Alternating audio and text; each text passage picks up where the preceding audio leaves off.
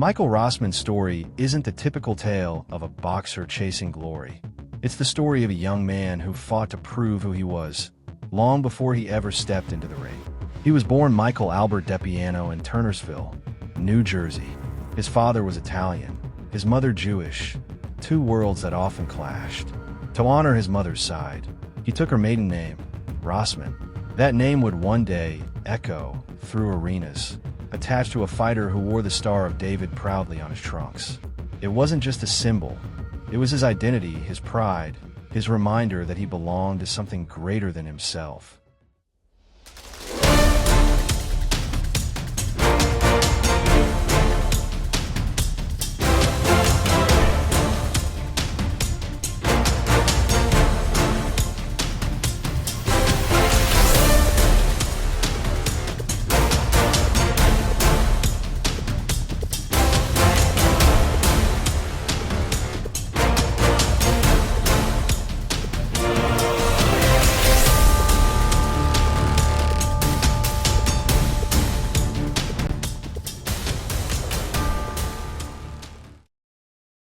Rossman's journey began when he was just 14, a skinny kid with quick hands and a burning need to make his mark.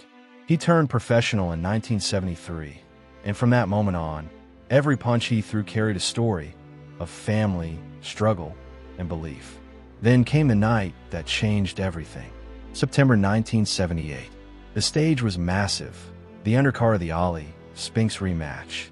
The lights, the crowd, the noise, everything screamed history. But Rossman wasn't there to be part of someone else's moment. He was there to steal it. Across from him stood Victor Galindez, the rugged Argentine champion that everyone thought would walk through him. But Rossman didn't read the script.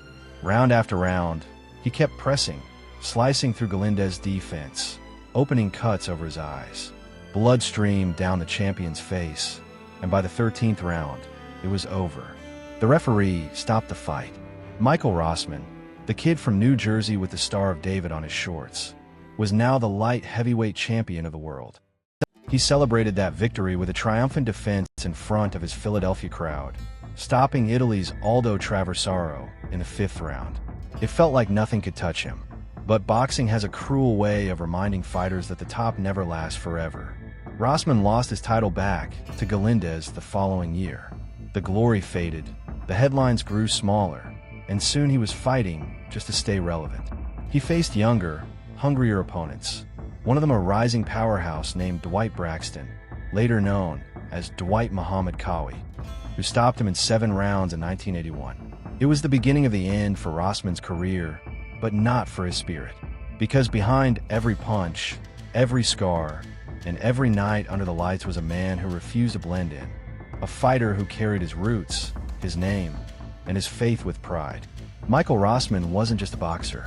He was a fighter in every sense.